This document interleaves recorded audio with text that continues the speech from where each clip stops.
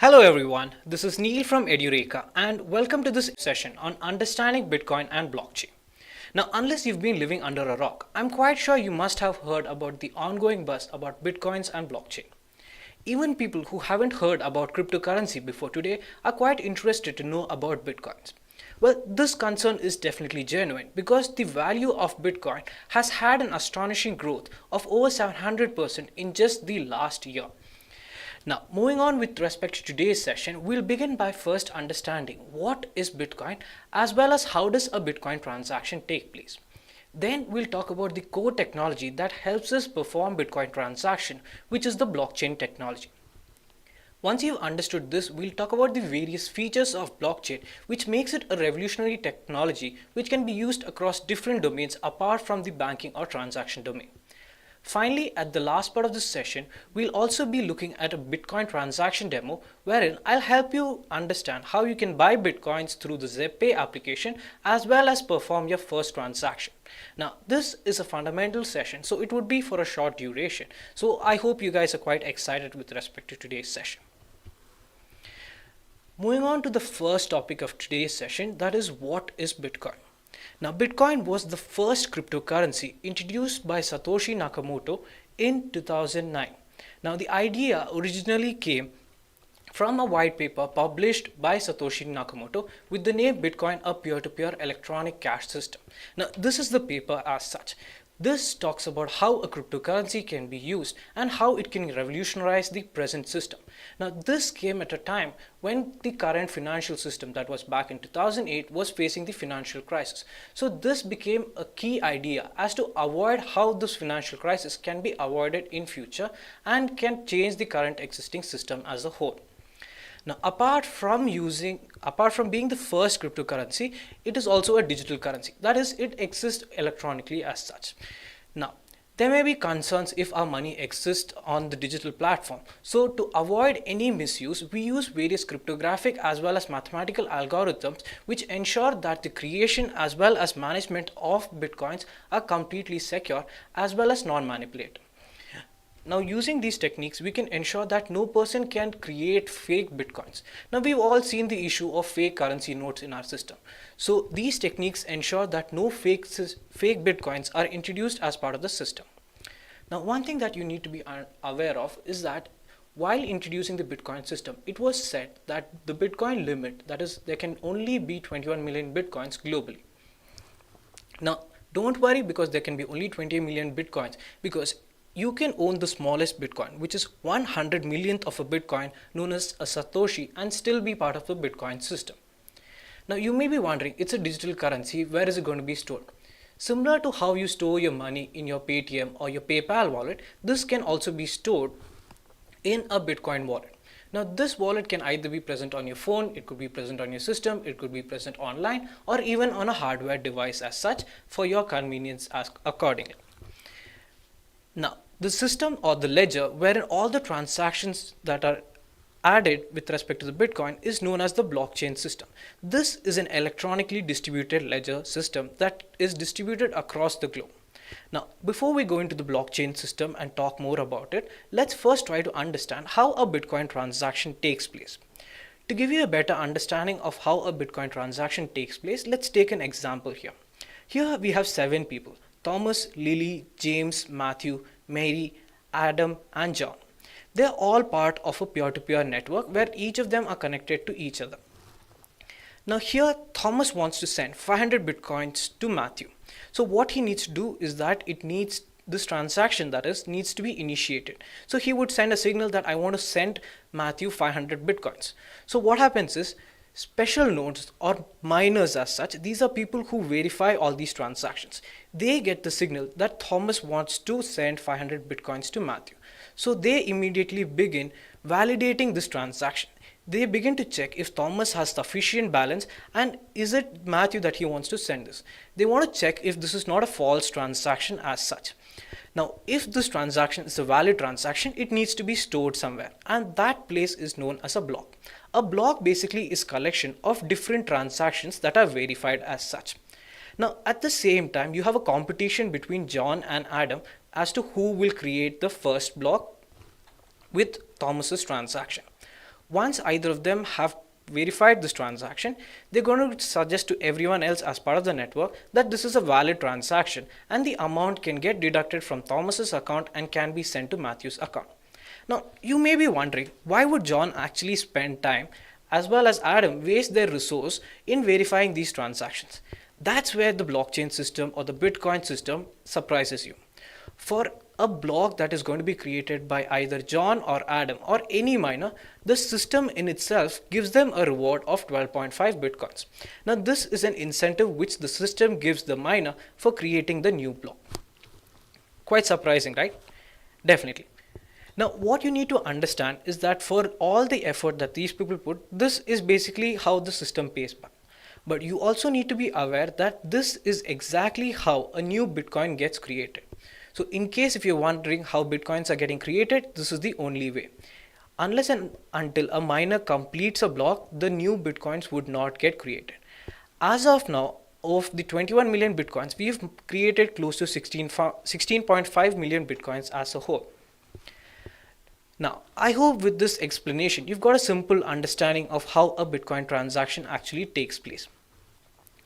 Now, before we move into blockchain system, I'm quite sure you also already have an understanding of what the blockchain system is. Because in the Bitcoin transaction example that we had taken, we had talked about a peer-to-peer network where this transaction was taking place.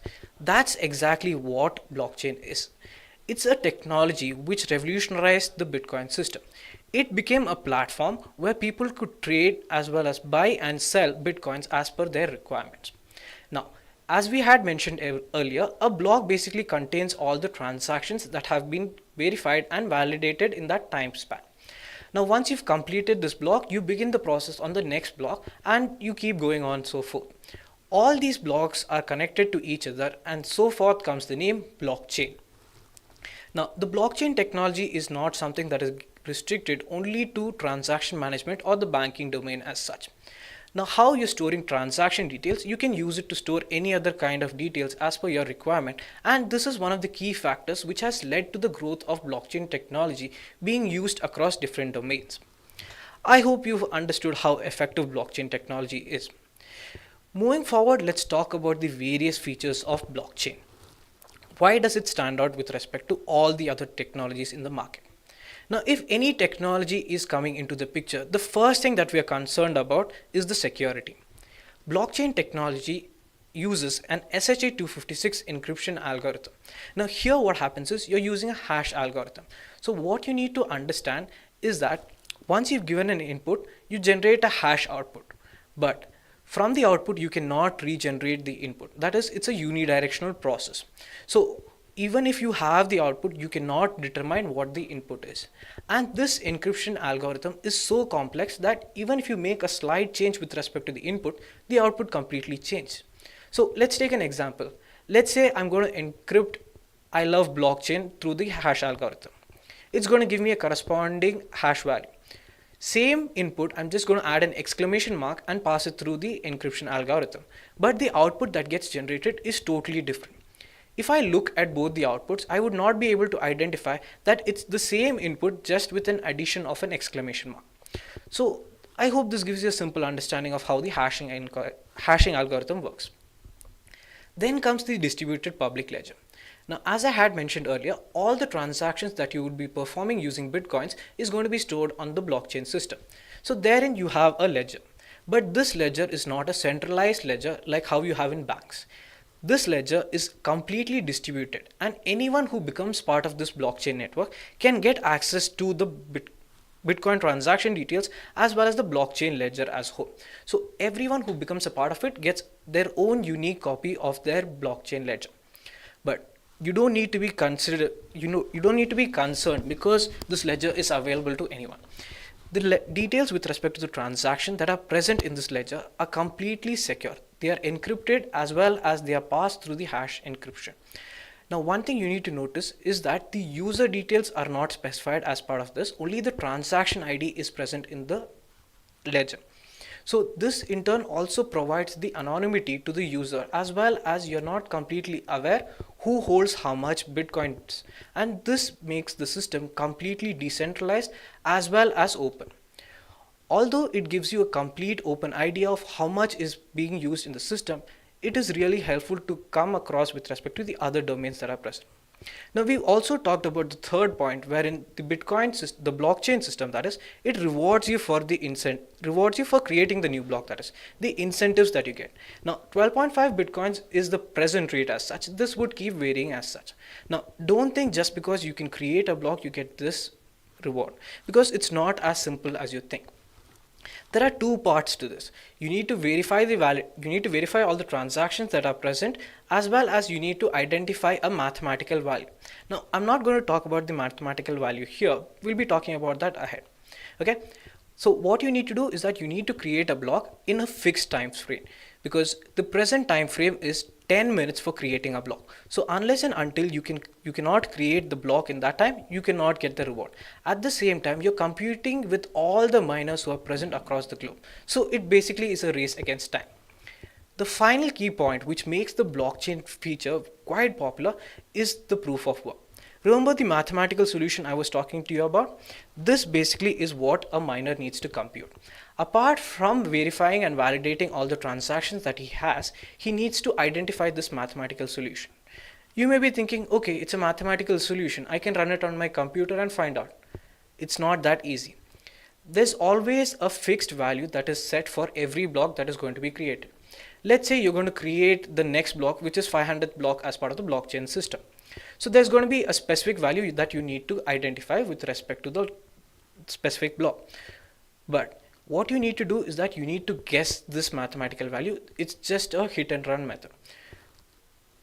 Given the present scenario, you need to at least try somewhere between 20 quadrillion to 30 quadrillion values. That's a huge number. At the same time, you need to remember that it's a race against time. So you need to verify all the transactions, you need to compute this mathematical solution, and all this should happen in 10 minutes time frame. And this is exactly why the incentives are also given out to the miners, because they do all this work within this fixed time frame, and once you've computed this mathematical solution, then no one can tell that this reward that is given to you is unjust, because you've put in your resource, you have put in your time to compute the block, you've put in time to verify all the transactions, and the system is rewarding for all your work. So this proof of work in itself is a very valid signal, sending across to everyone that I have done this work, I have validated all the transactions that were given to me, as well as I have created the next block. Moving forward, we'll talk about how a Bitcoin transaction can take place and how you can purchase a Bitcoin. Now, so this is the application that we would be using. So this is the application known as ZebPay that we will be using for buying Bitcoins as well as selling Bitcoins and trading as such. Now, I'll just give you a simple overview as to how you can perform transactions using the ZebPay application. Now, once you've installed the application from the Google Play Store, you just need to click on the option and verify yourself. There are three things that you need to provide to them. First is the details with respect to your PAN card. You need to provide them a copy of your PAN card as well as fill in this form. Then you need to provide them details with respect to your bank. So in case if you're selling any Bitcoins, the money needs to be transferred to your bank account. So that details needs to be provided here. Apart from that, you need to provide them with your address details. Once you've done with this, they would go ahead with their verification process, and this would take somewhere between a day to 3 days as such. Finally, once you've got a confirmation from the ZebPay team, then you can begin to purchase Bitcoins and sell them as well. Now here, as you can see, I have already some money as well as some Bitcoins in my wallet. So first thing what you need to do is that you need to load some money into your ZebPay wallet. So for that, just click on deposit option. Okay, here you need to specify the amount, and then you can transfer the amount either using RTGS, NEFT, IMPS or through net banking. Now I would recommend that you go through net banking because this is faster in comparison to the other means. Now, as you can see here, I've already loaded some money into my account. Okay, I already have close to 0.026 Bitcoins, and I'll show you how you can purchase Bitcoins as well. Now, if you click on the buy option here, you can see the present rate offered by ZebPay for buying Bitcoins, and this is constantly changing rate. So let's say I'm going to use all my amount, that's 2,513 rupees. Okay, so below that you can see how many Bitcoins I'm going to get. Now the minimum amount that you need to spend while buying Bitcoins through ZebPay is 1,000 rupees, and the maximum at present is 7.5 lakhs. Beyond that, you can contact the ZebPay team and they'll be able to assist you. Now once you specified the amount, click on buy and the transaction is about to get initiated. Before that, you need to set your security pin. So let me confirm this. And the purchase has begun. Now this transaction is almost immediately because 𝐵Pay in itself holds certain amount of bitcoins and they release it to you immediately. And as you can see, I've also got a message notification telling me that bitcoins have been added to my account. So here you can see the present amount. I have close to 0.1 bitcoin present in my account, which is also equivalent to 3,394 rupees as such. At any given point, if you feel that you want to sell your bitcoins as such, just click on the sell option and you can sell any amount of bitcoins you want. Let's say you want to sell all of it, just click on sell all and all the bitcoins are going to get sold. Now let me show you how you can perform a transaction using Bitcoin. So this is an example of a Bitcoin wallet. Here my Bitcoin is present in my Bitcoin 𝐵Pay wallet as such. So from this wallet, I'm going to send it to a different wallet as such. Okay, so click on the send option here and it's going to ask you whether you have the Bitcoin address or do you want to scan it. Now if you click on the B icon present in the bottom, then you have option to either manually enter their address or you can scan a QR code. Now most Bitcoin wallets today come with a QR code, so you can directly scan it.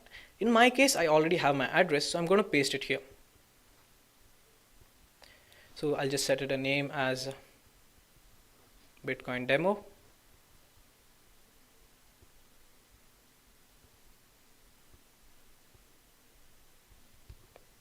And I'll save it. So here you can see it is asking me how much do I want to send. So let's say I want to send it all. So I click on send all. It shows me how many bitcoins are going to be sent.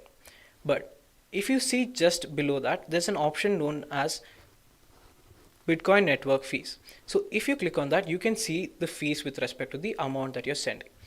Now, although the Bitcoin and blockchain technologies were initially introduced with the idea of no transaction fees, but certain wallets do add a specific transaction fees to increase the priority of your transaction.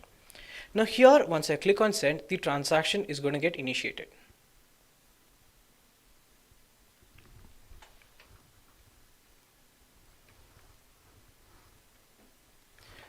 So I've also got a mail notification that 𝐵Pay has sent my bitcoins to my Bitcoin wallet. Now let me show you what my Bitcoin.